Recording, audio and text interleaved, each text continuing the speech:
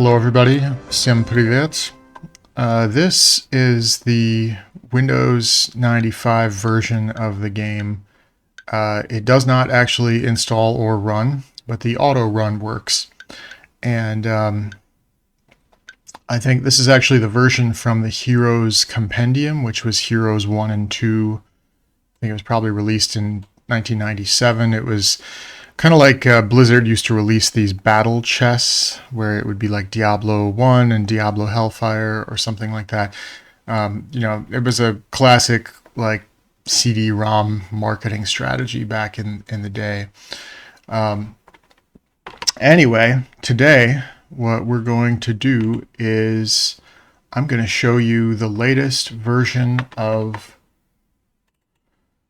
what I've built so far. Which I just pulled up on the screen here. Let's exit.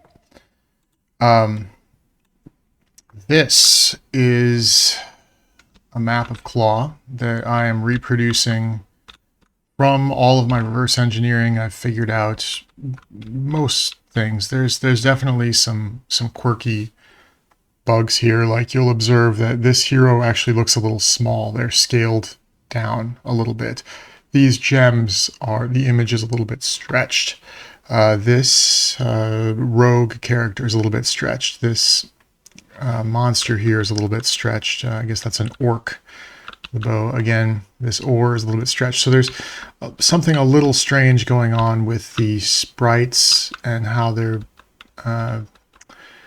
being added. I have also added here the palette cycling. So the color palette cycles between a few different pixels, but I was able to create the shimmer here on the treasure chest, some of the shimmer in the ocean. You can see some of the ocean starts to look like waves, like these tiles here actually start to shimmer a little bit. It made these flowers in the green field shimmer. And it also has made some of the dirt tiles are shimmering, some of the lava tiles are shimmering a little bit. It's kind of a neat effect. Now I don't think in the actual game everything was shimmering. Here's also a strange thing that the alchemist. The Mercury Refinery, aka the Alchemist, the rooftop is shimmering. So that's kind of a strange effect.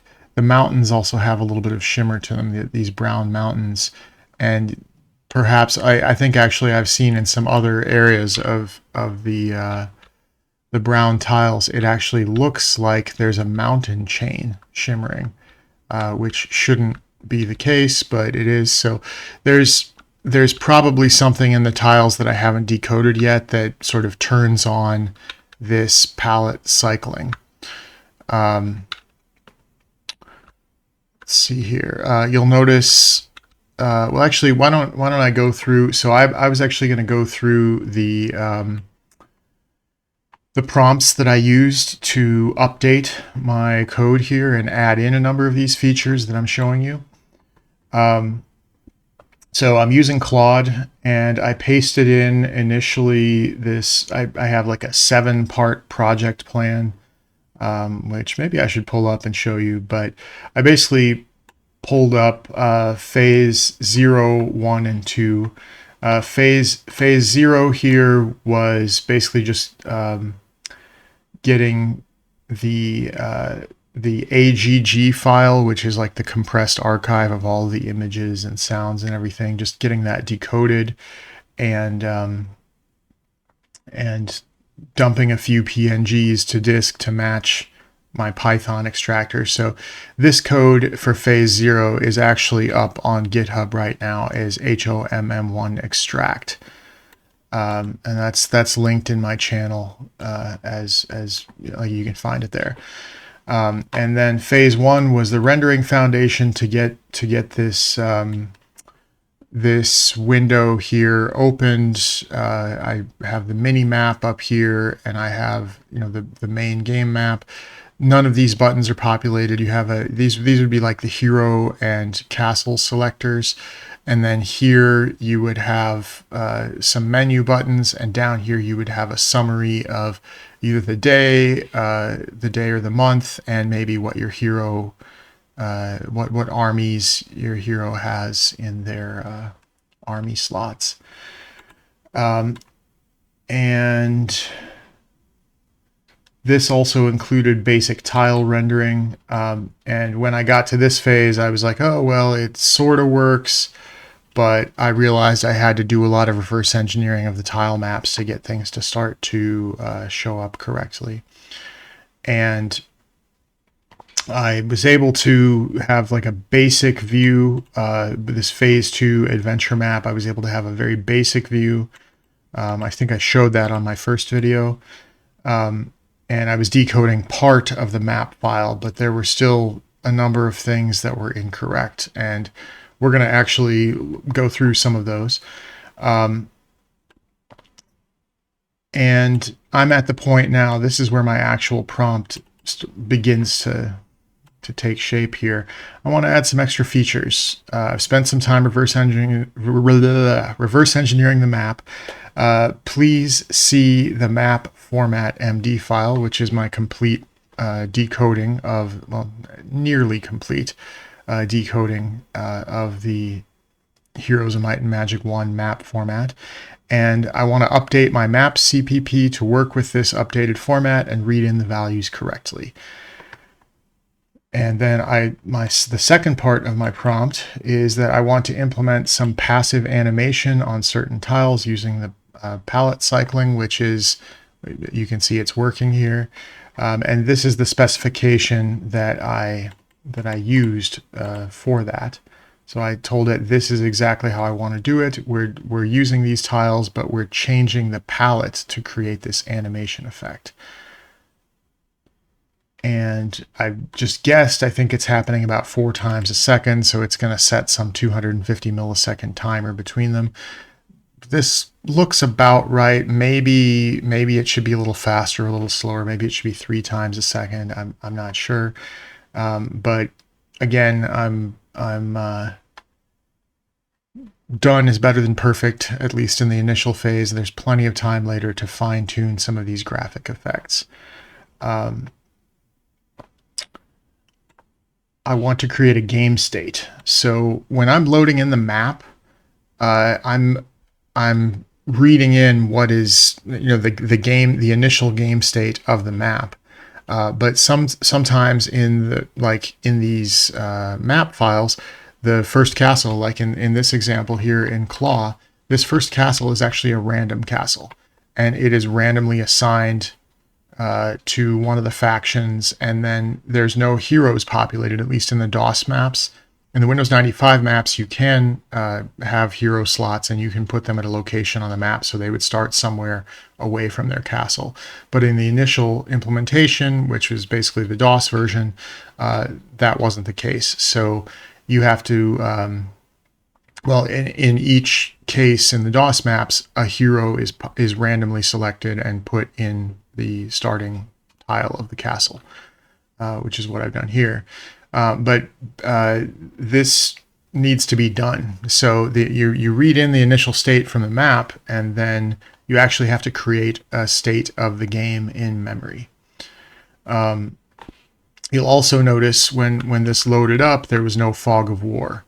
So the fog of war is kind of this black, starry fog, which covers the map that you haven't seen, the map tiles that your hero has not gotten close enough to explore and uncover are covered in that. I don't have that here yet.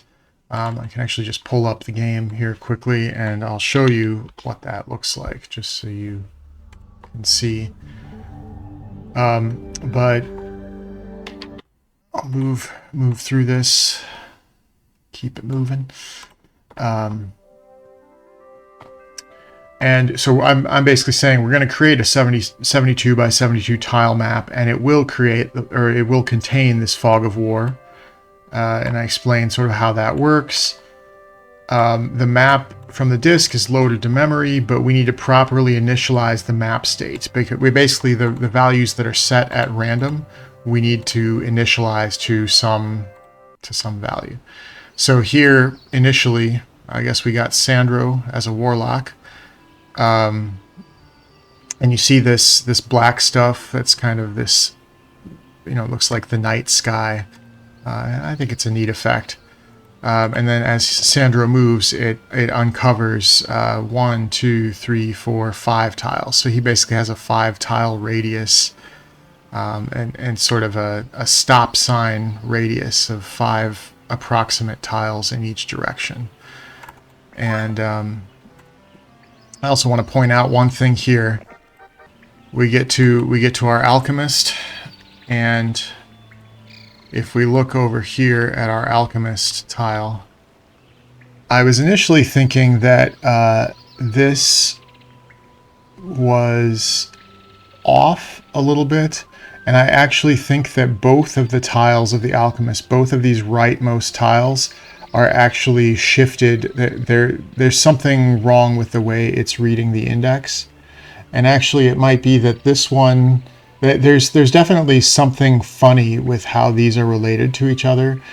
And it looks like this one needs to be shifted, the upper right tile needs to be shifted left, the lower tile needs to be shifted just a little bit right, and this one might actually be off. The lower left tile might actually just be off by a little bit too. So I have to look into that. That's another bug. And still, the animation here, you can see there's this fire and then the drips happening.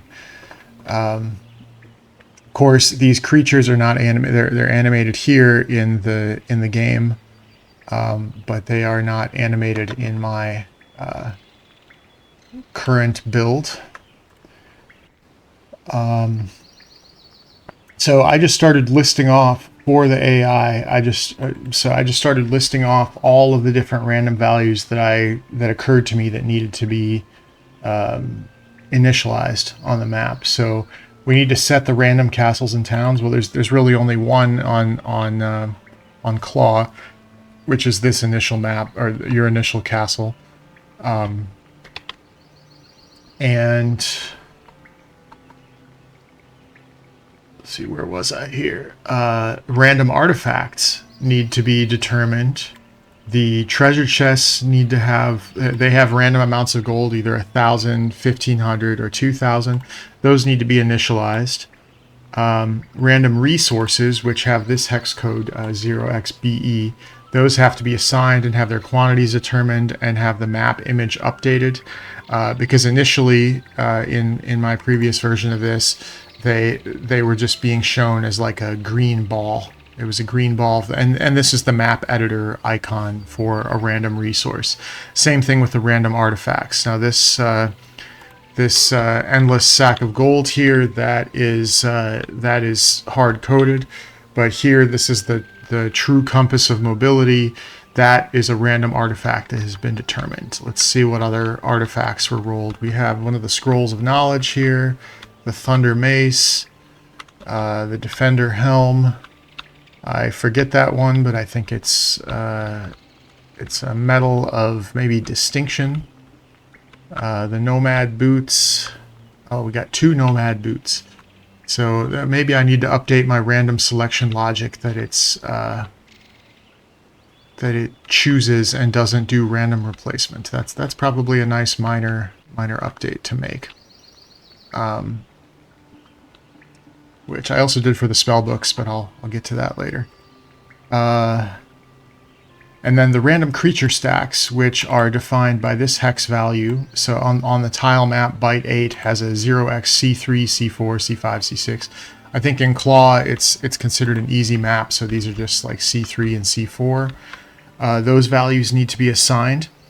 And also, the griffins in this map are a hard-coded creature. So the tile map shows the griffin image, and then byte 9 contains how many griffins are actually in that tile. And so I wanted to read in that value and populate this so that the game knows, hey, this is 25 griffins. The creature names here, this is just a data structure that has the different creature tiles, and I'm pretty sure this is correct. I haven't, to be fully honest and transparent here, I have not double checked that this is the correct order, but it probably is. This is my data structure that has all of the artifact names. It's actually missing 25. I added that in manually. 25 is the spell book, but the random artifact generation shouldn't select these first 4. These are the ultimate artifacts that you have to dig for when you find a piece of the puzzle at the obelisk here. And then 25 is the spell book. You obviously don't find a spell book. You buy that at the... you're either given it if you're a sorceress or a warlock, e.g. a hero of magic, or if you are given a... sorry, if you buy it, if you're a barbarian or a knight, you buy it from the Mage Guild. And so yeah, I specify, okay, we import the tiles from, or we import the value from byte 9 in the tile map, and then a hero should be generated in the entrance of each castle, assigned a color of a flag, hero data structures specified in the hero data block, and then I give it kind of a dump of what that looks like for some context. And it's so important to provide the AI with context and byte maps and byte structures. So that's why I've spent so much time on the reverse engineering, so that I can just tell the AI, hey, this is what it looks like. Please make this for me. And I want the player to have an owner byte. So I start to, in addition to what the map specifies, I start to specify some values that I'm thinking, hey, you know, we probably need to be tracking this. So what is the player's color? What is the hero's portrait index? Well, actually, we have that up there. What are the creatures? Okay. And then in the hero specification that we reverse engineered last time, the hero only had 4 slots for artifacts, but in the actual game, the hero has 14 slots. And one of these, if it's a magic hero, that slot is taken up by the spellbook. No, let's not dismiss him. Oh, I just realized the heroes they spawn with a random token amount of experience. I should probably update that too. You know why we're stuck on this screen is because this is how we exit the screen. Okay, there we go. So, so I've also included a specification that the hero should have 29 bytes to display how many spells they have if one of those artifacts is a spell book. So we're going to get something from the, let's build a mage guild and see what that looks like. So this selects some spells randomly from... There's like 7 first level spells, 8 second level spells, 9 third level spells, and 5. I think that's right. Yeah, that's right. So there's 5 fourth level spells. So you get 2, let's see, 2, 2, 1. Did I do that right? Level 2, level 3, and level 4. Yeah, so each level of the Mage Guild gives you 2 spells. After that, the first level gives you 3 spells, and I want to, I don't actually do it in this initial setup, but I will later on, you'll see. The castle structures have a build index. Likely 1 byte is enough to track if a structure is built or not. So here we have 1, 2, 3, 4, well actually, recruit hero isn't a structure you can build, but there's 1, 2, 3, 4, 5, 6, 7, 8, 9, 10 structures plus 4 levels of Mage Guild. So that is 14, like things that can be built, as well as the castle, which would be 15. And so I'm saying, hey, let's have a byte to track what is built. And I think we can also load this in from the tile, or from byte 9. That includes like some hex code. I think it was like 0F or 0E or something, which probably is like the castle is one of those bits, maybe a tavern or a well or one of the first two creature structures. Something like that is probably what the initial build is, and I need to map that out. So I can probably play around with a hex editor and map that out. And maybe I'll do that in a different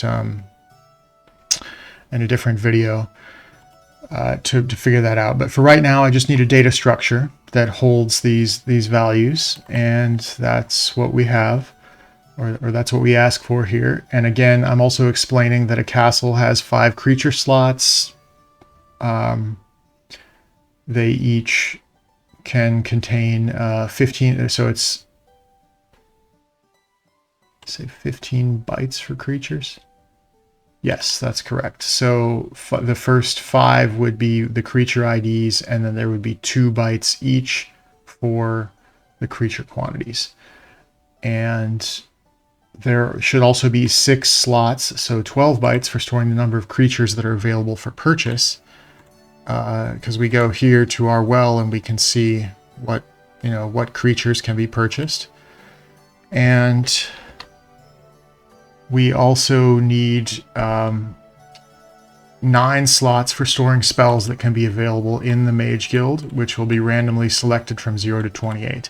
Now that's not exactly correct in my specification here, as we'll see later. And then the neutral castle on the map would remain neutral, so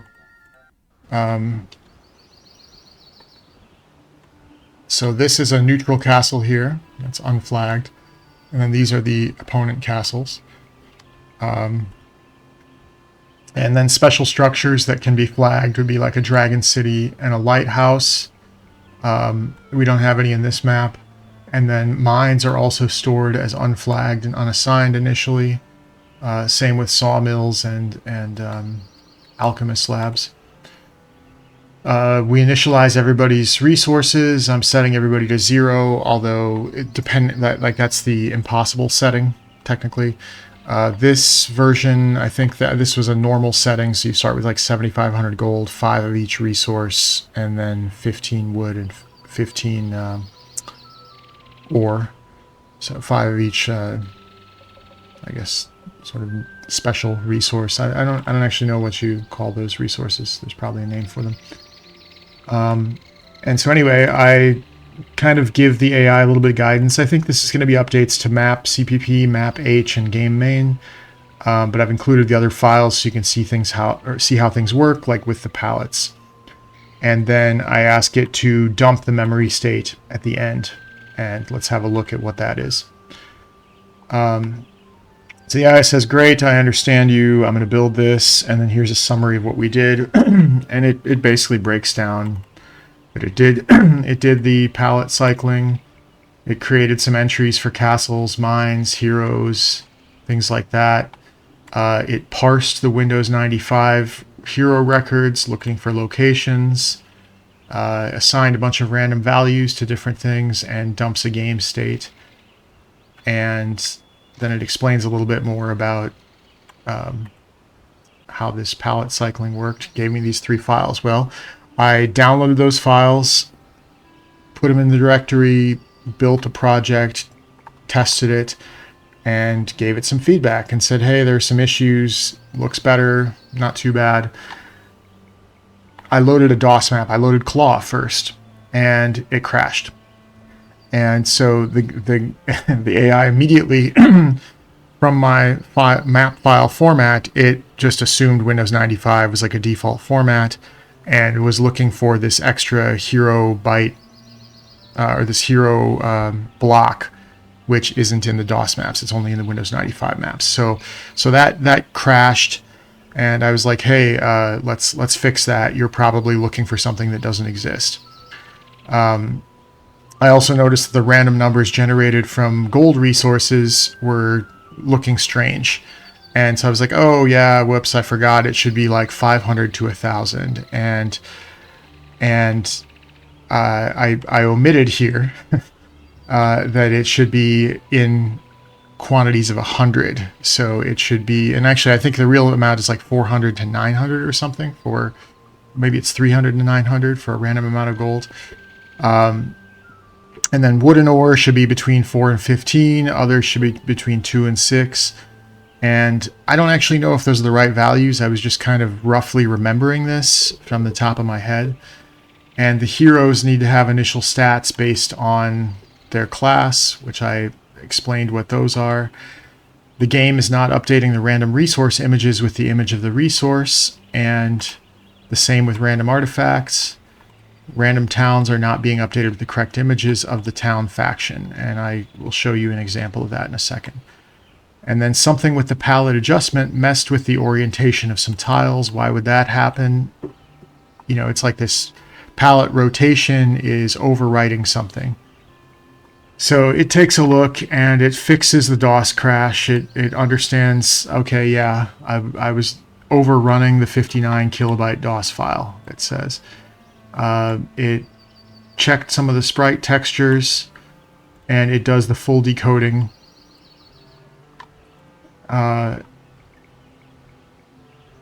Basically, instead of doing it like partially, it does the full decoding ahead of time and stores that full decoding. So then it says, okay, I forgot to patch the resources and artifacts. Similar issue with the towns. It needs to be set to match the faction. Fixes the resource qualities, and then the hero starting stats were fixed on that. So goes through, explains some of this, gives me a very verbose summary. I download these files, and I get a second version. Now here's what, you know, you can see the current state of the game over here on the right. This is what came back from the AI at this phase. So these random resources up here, these are correctly assigned random resources. Here they were assigned minecarts. Whoops. And this castle, the random castle faction usually is the sorceress castle. It says random castle over it, and it's kind of this purple phase. That's what it looks like in the map editor. And here it's like overwriting it with what appears to be the corner of a town. Either it might be the night town. Let's see, is it the night town up here? Or it could be the sorceress town. I'm not. It looks like it's a chunk of the night town. Actually, it looks like it's this same tile here of the night town. But anyway, so this is the image that came back, and I call it out. I say, hey, some of this needs to be fixed. You know, some of these tiles, oh yeah, that's a pretty big thing too. These tiles, like this tile is rotated 180 degrees. This tile also rotated 180 degrees. You can see there's these little tiny dots of corner here that help smooth this transition. These are also rotated 180 degrees. So this is a very specific ground tile with just this tiny speck of dirt there. So some of that, you know, some of this was getting messed up, and I'm calling that out. So was there a change to the ground tile rotation logic from the original file that had it working correctly? Because the file I gave it, it was working correctly. So I said, please review that, try and figure out why you did that. And then the resource mappings are incorrect. You're displaying the mine carts and part of the sawmill because you assumed the structure of the resource 32. Here's a clarification. So I give it, let's see, that's not it. This one, oh, nope, that's also not it. Maybe it was this one. Yep, it is this one. So these first 5 the first 5 tiles are mine carts, and then 5 and 0005 and 0006 are the first 2 pieces of the sawmill. Those were also being displayed as random resources. And I said, no, actually it's further down here. It's 61 through 67. That's what you need to be decoding. And I gave it an image so that it could get that right.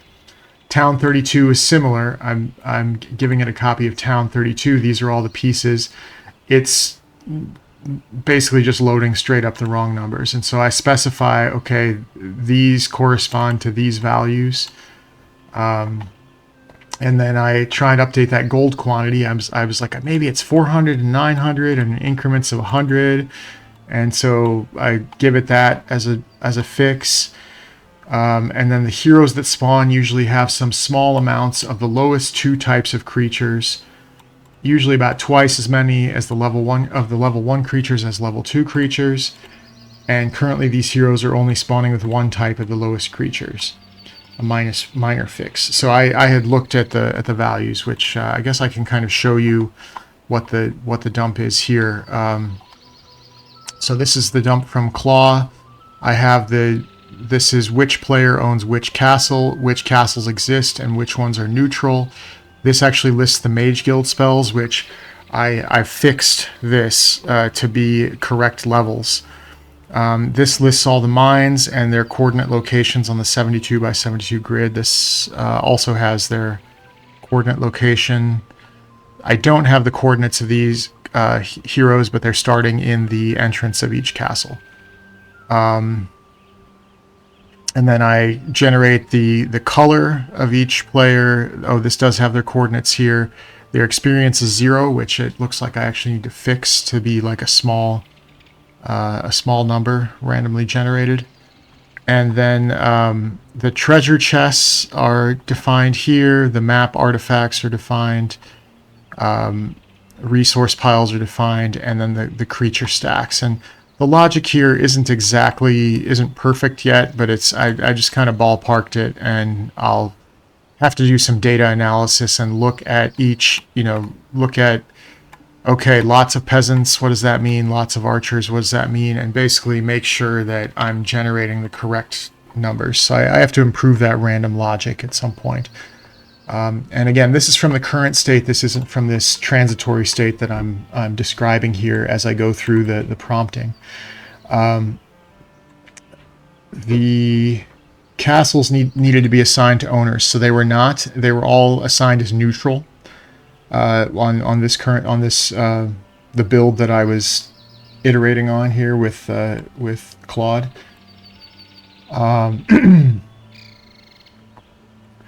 And then the game presents a color selection option on the new game menu. The human player gets that color. The other player colors are assigned randomly at game start and are not stored in the map. So we may need to specify a team color as well for the player. There are up to 4 players, and they can each get one of 4 colors: red, green, blue, yellow. So I'm just giving it very clear information on that. And I may need to determine which faction is owned by which player. That may not be clear from the specification. If you are able to do something smart and assign them properly to do it, or assign them properly, then do that. But otherwise, I'll review the map specs and try and reverse engineer it. I think it comes from the map name, and then I highlight this from my spec. And then it says, okay, it does all this. It says, okay, you have something wrong with your horizontal, vertical flip. They're flipped around. They're inverted. So he says my new game main CPP had them correct per the spec, but the original file that was working had them swapped. So basically this is saying I need to update my map format .cpp to match that. So this is literally telling me what I need to update. I'll do that. And then the screenshot shows the coastline rotated, and it fixed all this. So it's just going through everything it's doing, fixing these resource frames and the faction frames, assigning player colors, initial game state.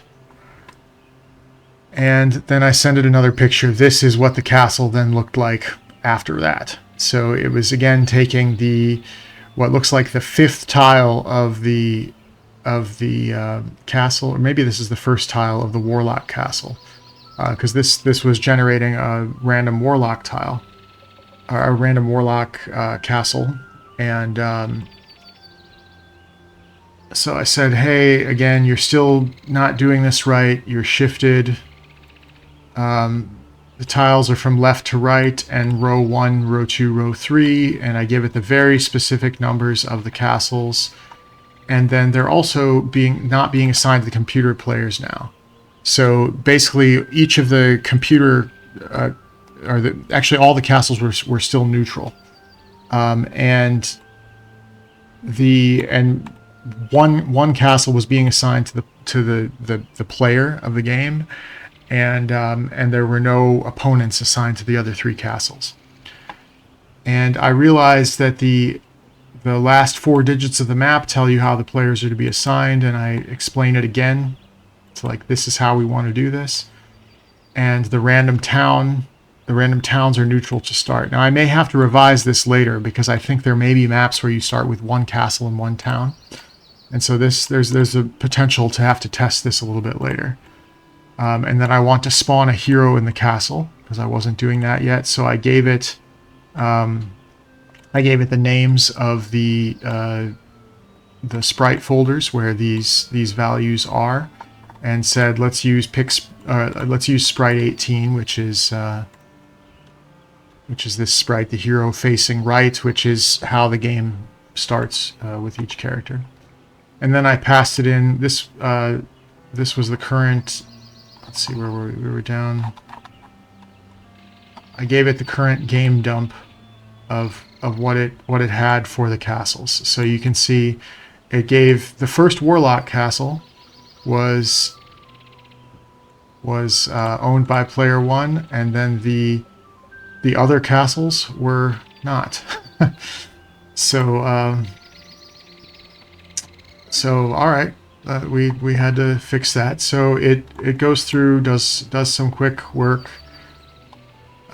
Still working on the tile patching, comes up with some offset math to try and do this correctly.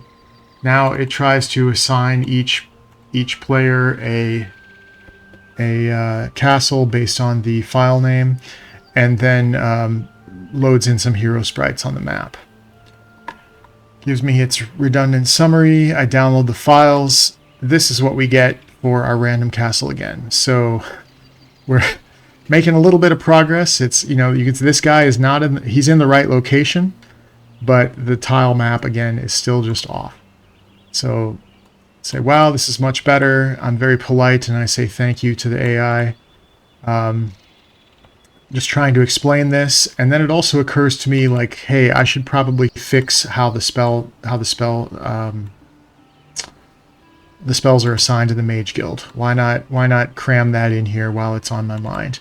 And so I choose from values 0 to 3, which are the 4 combat spells, and then 1 spell from 5 to 6. I don't know if that's actually correct, but I just put it in for now, and again I'll fix it later when I'll do some statistical sampling of generating a whole bunch of new games and recording basically the spell distributions of the Mage Guild, and I can reverse engineer what that random generation algorithm actually is.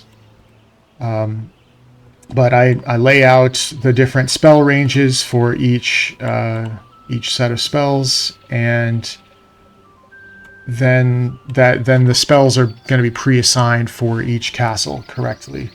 So ask it to implement it. It takes another stab at the tile mapping of that random castle, and then it does something here with the Mage Guild, but it kind of points out like, hey, you said 0 to 3, and then this one's 5 to 6. What about 4? It's highlighting kind of indirectly like what you're skipping spell for. So I fixed that later in the code. I saw that immediately and was like, ooh, I just got my zero-based indexing off by 1 error. I fell for that classic programmer trick. So gives me the summary, and I say, actually, you did a little bit worse. Now the castle's moved over 1. You need to move it back in the other direction. And it says, oh yeah, looking at the screenshot, you're right. And then the AI says, actually, I think it was okay. And I'm like, no, actually, you didn't get it right. Here's the code. Let's fix this and move the tiles left by 2. And so, okay, then it understands me, implements it correctly, and then I ask for a few corrections to my map format. And I also highlight, I must have highlighted up here, I think I skipped this, that there was an inversion of these patterns, because one of these, so the 100, which is the specification for claw, the 100 means that you start here. And when it initially, the first time the computer did this, it was actually assigning me this warlock castle. Like we can maybe even see that up here if we look at, I think it was this one. Yeah, so we were being assigned this at 2426. This was what player 1 was being assigned, and I was like, wait a second, that's not right, because that the game is assuming 1000. Well, this castle at 3751, that is actually this castle down here. So I realized that this, the castles are actually listed in reverse order for a map that starts with 100. So this is actually, of the 4 castle slots that we have, this is 4, 3, 2, 1. So these are inverted. So this is 1, 2, 3, 4, but 4, 3, 2, 1 is how they're actually assigned in this case. So that was something important that the AI said, hey, yeah, you discovered this. It made a few notes about some of the town formats that it got right.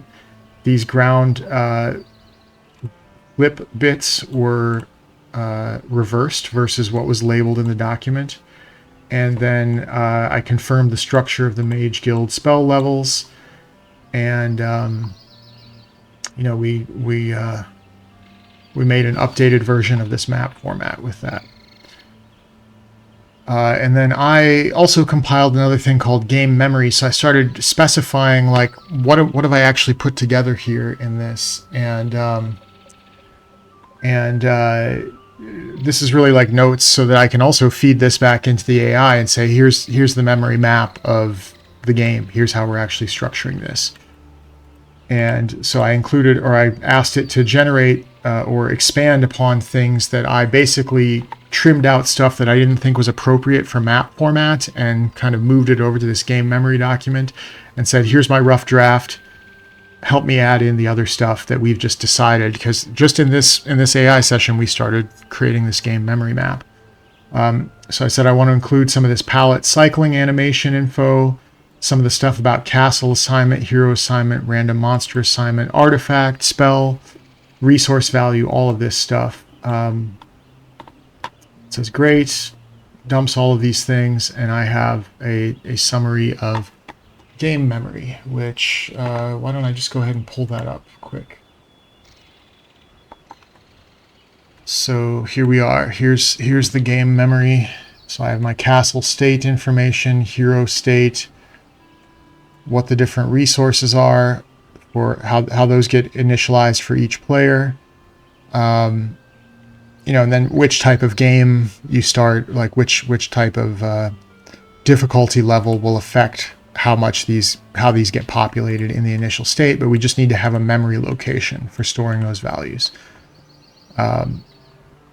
This is again our map and tile layout, our rendering pipeline. So this was something that was one of the issues with the early palette cycling, where it would cycle the palette, but it would overwrite the objects that were shown over it. So like some of these objects would disappear, and the ground tiles that would be cycling would be,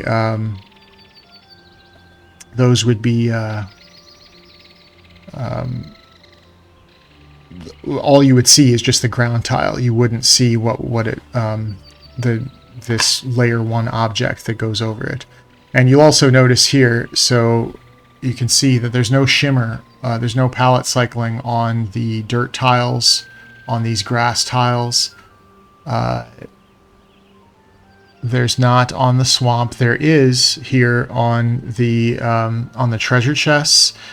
And if you look up here at the lava, there also is in the water.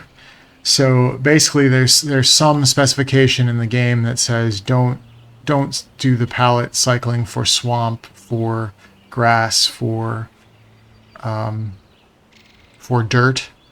And I'm sure it's one of the bits, probably one of the bits in bit 6. That's my guess. It's somewhere in there in that tile map. There's something that disables the tile mapping. So I have to figure that out, how to resolve that. But that is pretty much a summary where we're at, and I think I've gone over... Oh yeah, there's one more thing. So when I pulled up my original CD of the game, I found a README file here from the Windows 95 version. Talks about differences between the DOS and Windows version, and there's actually a few hints in here that are relevant to some of the stuff we've been going over in the last couple of videos. The DOS and Windows 95 versions are optimized for each operating system. We recommend playing the DOS version in DOS and the Windows version in Windows 95 or Windows NT. So they basically just give you some basic compatibility stuff. And then editor compatibility. This is interesting. Maps created with the Windows 95 editor are compatible with the DOS version of the game. There is no DOS version of the editor. Any objects placed in the overlay squares of a random town or castle, the spaces directly above the town or castle, will be deleted automatically by the editor when you save the map. Objects placed in the overlay squares of non-random towns and castles are unaffected. So basically they're kind of saying for these squares, if you put something behind it, I think, it won't work, and if you put something here, it will. Or maybe I have that backwards. Maybe you can put some resources behind the castle, and you can't put stuff on these tiles in front. Let's just read that again. The space is directly above the town or castle. Okay, I don't think you can. So it's going to delete anything that is directly above the random town or castle. And objects placed in the overlay squares of non-random towns and castles are unaffected. Okay. So what they're saying here is actually for a random town or castle, you cannot locate anything behind this because it has to basically overwrite those tiles with the image, which is basically what we did in this session. So that this was kind of a cool little blurb of information that we got out of the original README file. And then they pitched the Heroes Strategy Guide from Prima Publishing. I don't have a high opinion of Prima Publishing, basically, but it's funny. And then they also included a copy of King's Bounty on this CD. Let's actually just see if that fires up. I think I can maybe open it. Heroes KB. Let's see this. Oh, nope. It says it can't run on my PC. Well, let me try running it just quickly in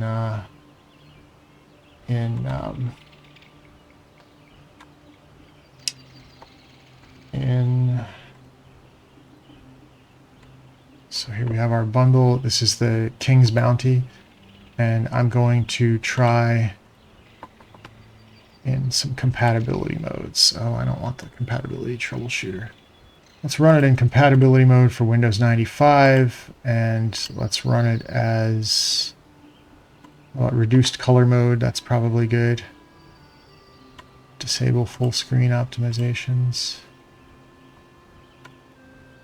Oh, no, it just doesn't want to run. So, oh well. Yeah, but this is now the current state here of the map. I think you know, I have a number of bugs. I have to get some animation working here. I've got to figure out why the sprites are being warped a little bit. Like there's definitely some warping going on here with one of the seagulls, and these rogues are being stretched horribly.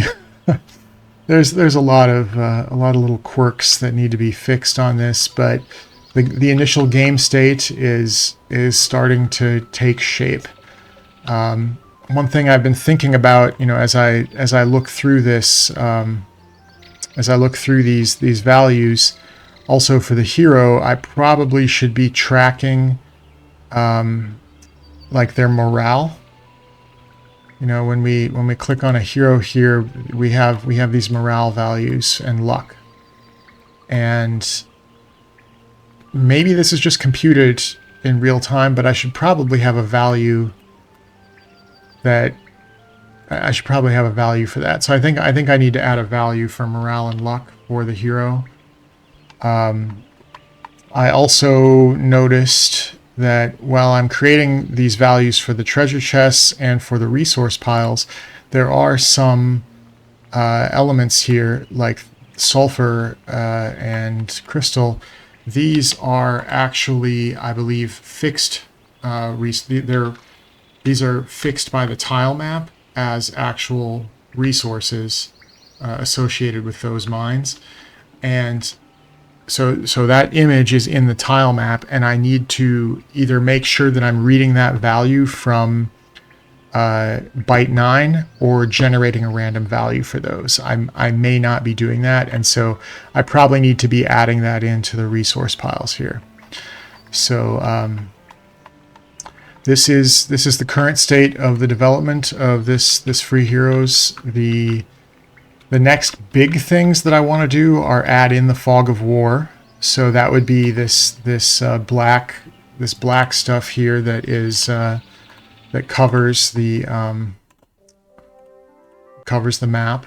So this kind of stuff, and I want to start to add in movement of the hero. Now I may just, you know, I may do the animation later, so I may just make it so I'm moving the hero around on various tiles.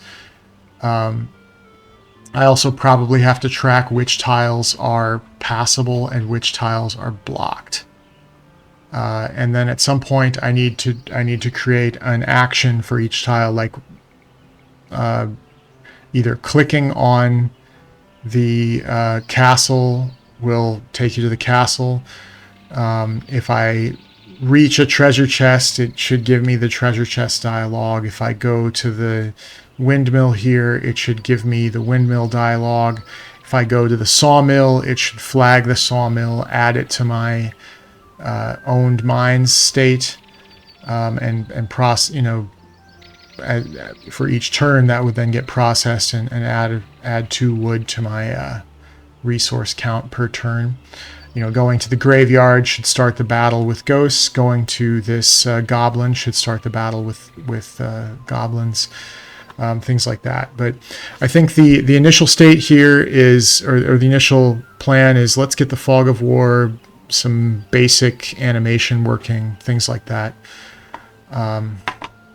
So that's what's next.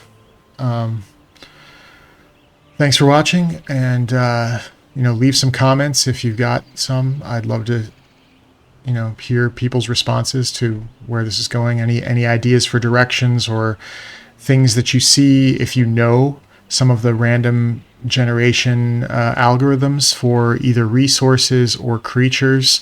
I would love to hear anything that anybody can tell me about that. But it's coming along nicely, and yeah, thanks for watching. Bye.